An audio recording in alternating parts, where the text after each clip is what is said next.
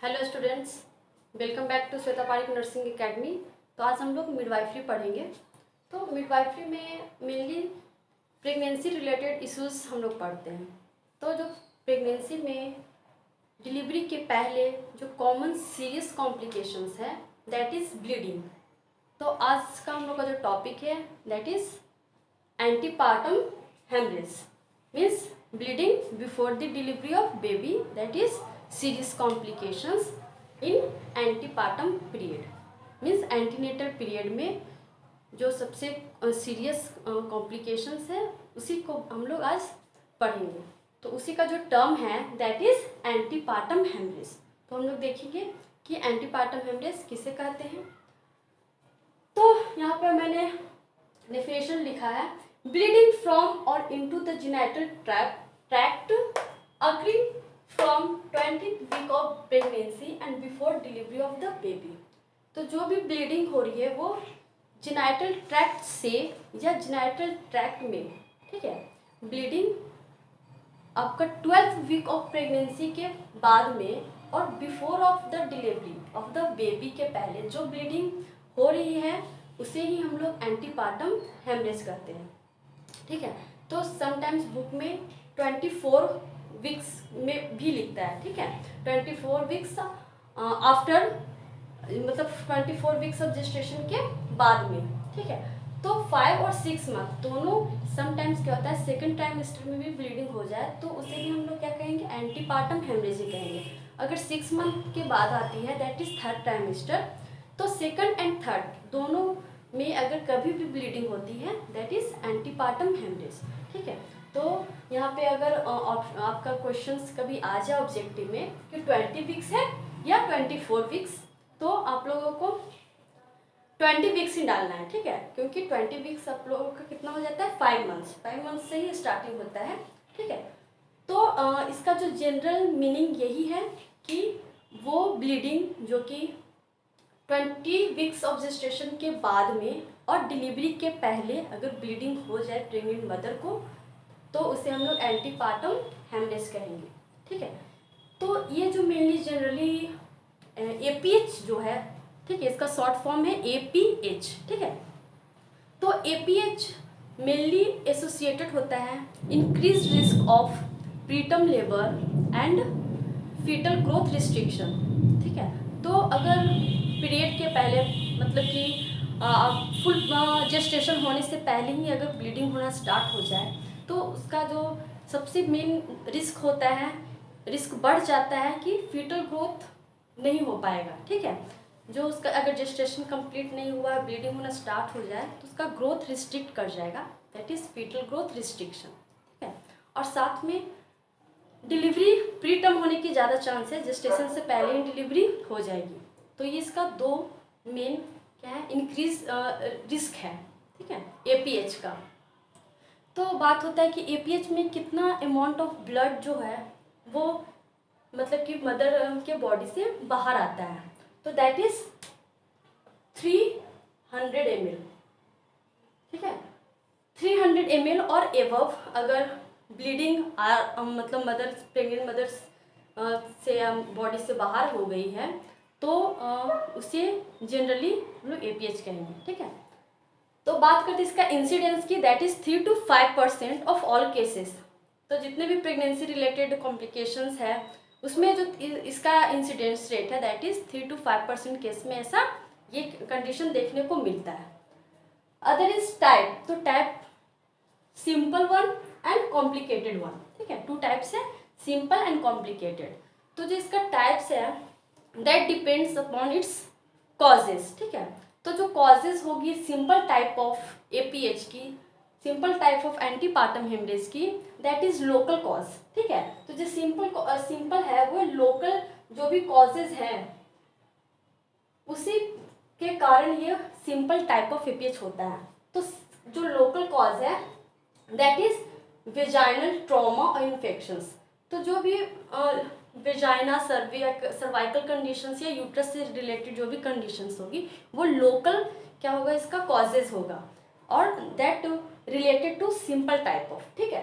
तो जो भी कॉजेज हैं, ठीक है, तो कॉजेज में जैसे विजाइनल ट्रॉमा हो गया, विजाइनल इन्फेक्शंस हो गया, सर्विक्स से रिलेटेड प्रॉब्लम हो गया, तो सर्विक्स का ट्रॉमा, ठीक है, सर्विक्स का से भी अगर किसी भी टाइप का टीयर हो जाए सर्विक्स एरिया में, या वहाँ क्या हो जाए ट्यूमर डेवलप हो जाए, सर्वाइकल इक्ट्रोपियन का केस हो, ठीक है, या सर्वाइकल पॉलिप्स का केस हो, यूट्रस से रिलेटेड हो सकता है कि रप्चर हो, यूट्राइन रप्चर हो, साथ में ओलिगोहाइड्रोमनियोज, ठीक है। तो अगर एमनियोटिक फ्लूइड का अमाउंट आपका 200 ml और लेस अगर होता है, that is ओलिगोहाइड्रोमनियोज।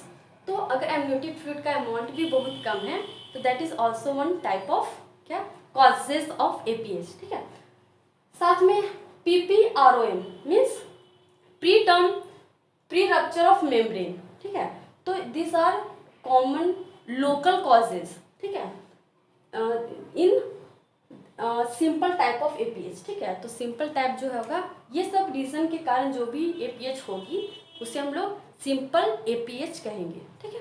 Next complicated one, ठीक है, नेक्स्ट जो टाइप है कॉम्प्लिकेटेड है, तो इसमें जो मेन रीजन है कॉम्प्लिकेटेड टाइप में, that is related to placenta means placental causes, local causes and placental causes. तो हम लोग इसके साथ साथ टाइप और इसके कॉजेज दोनों को देख रहे हैं, ठीक है, जो कि दोनों डिपेंडेंट है एक दूसरे के, ठीक।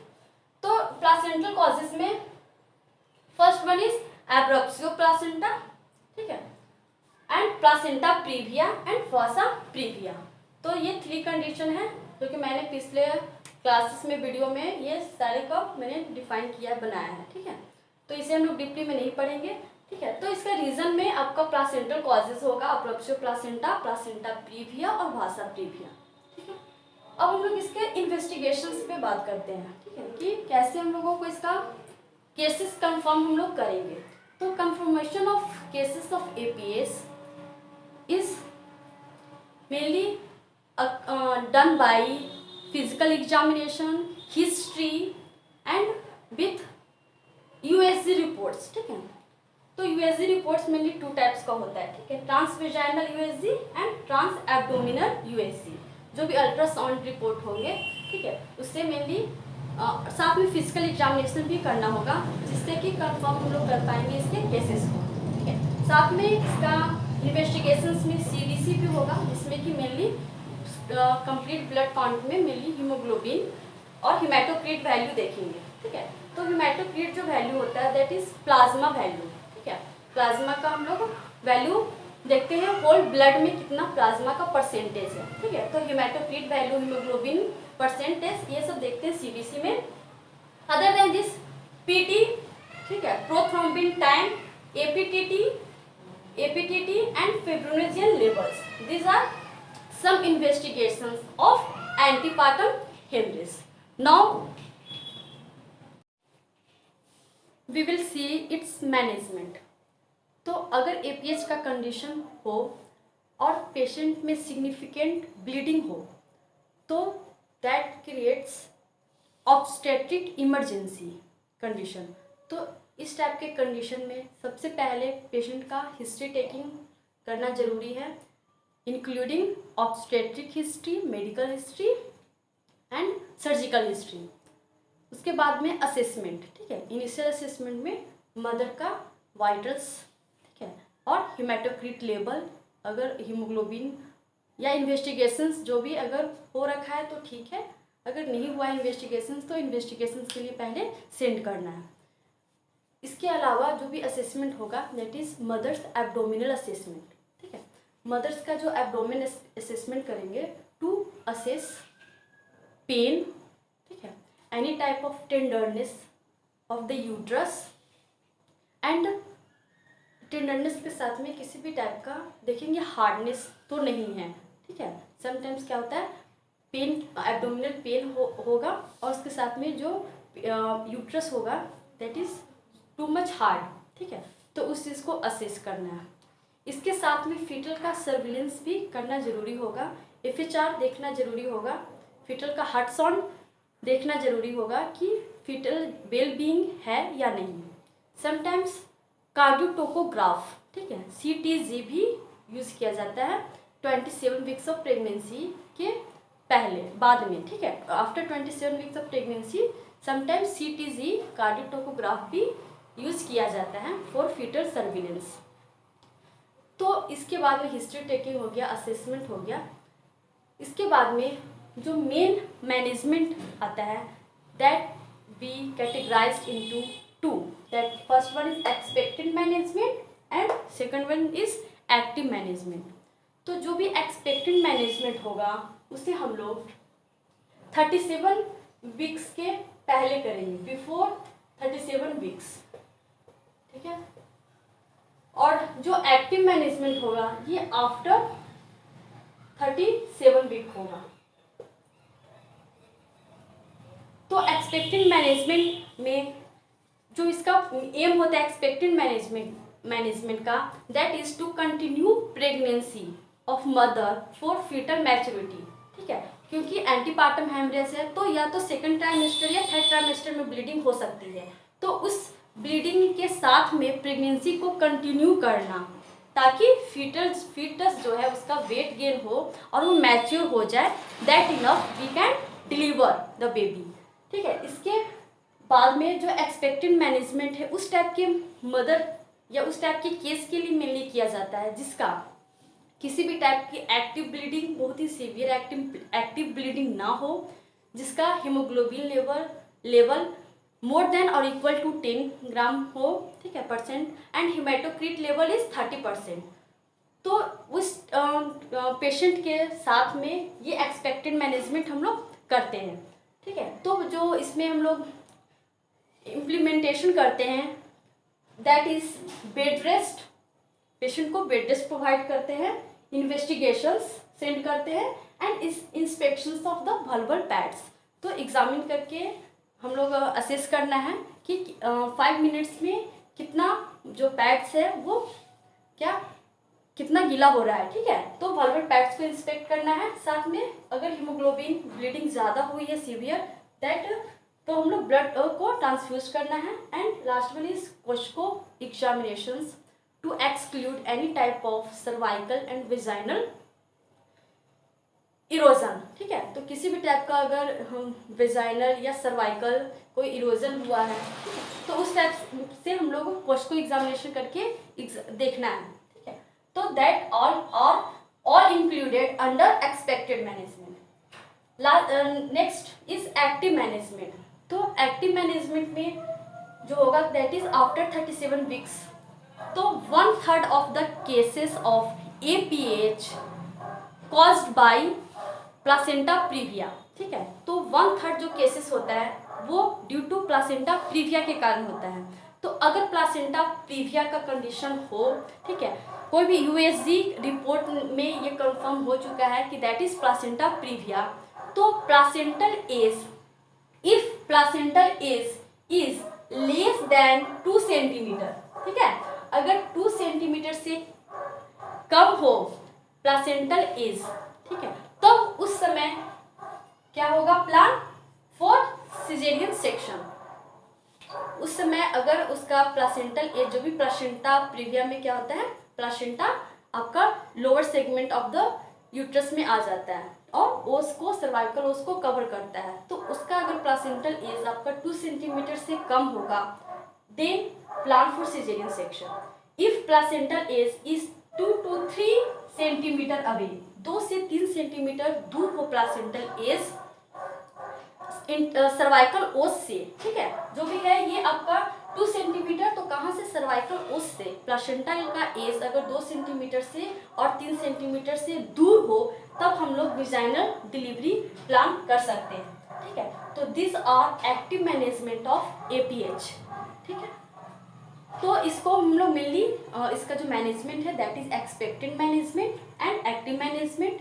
एक्सपेक्टेड मैनेजमेंट में 37 वीक्स के पहले करते हैं और 37 वीक्स के after, that is active management. तो एक्सपेक्टेड मैनेजमेंट में मेनली ऑल जो हम लोग बेसिक एग्जामिनेशंस, हिस्ट्री टेकिंग, ये सब आता है और साथ में हम लोग इसमें मेन जो एम है वो प्रेगनेंसी को कंटिन्यू करना है। तो अगर मैटरनल कंडीशन सही होगा तभी ये हम लोग कर सकते हैं, ठीक है। अगर हीमोडायनेमिक हीमोडायनेमिकली पेशेंट स्टेबल है तभी हम लोग एक्सपेक्टेड मैनेजमेंट करेंगे, ठीक है। और अगर एक्टिव मैनेजमेंट 37 वीक्स के आफ्टर हम लोग सिजेरियन सेक्शन भी प्लान कर सकते हैं और वेजाइनल डिलीवरी भी प्लान कर सकते हैं। Now it's complications. तो एपीएच का कॉम्प्लिकेशंस हो सकता है कि जो हेमरेज या ब्लीडिंग है वो सीवियर हो जाए, तो दैट इज सीवियर हेमरेज का कंडीशन भी हो सकता है, ठीक है। तो that is more serious complications को भी और भी डेवलप कर सकता है। नेक्स्ट इज हाइपरटेंसिव डिसऑर्डर्स, ठीक है।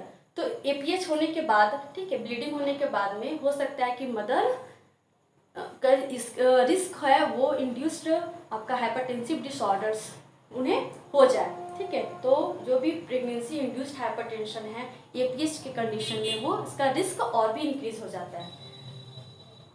And last one is infections. तो अगर इन्फेक्शंस किसी भी टाइप का ब्लीडिंग एपीएच मतलब कि एंटीपार्टम हेमरेज हो रखी है पेशेंट में, तो सर्वाइकल लीजन या वेजाइनल लीजन्स में अगर लीजन्स है, ठीक है, ट्रॉमा हुआ है या इन्फेक्शंस है, तो वो इन्फेक्शंस अदर ऑर्गन्स में भी ट्रांसमिट कर सकती है।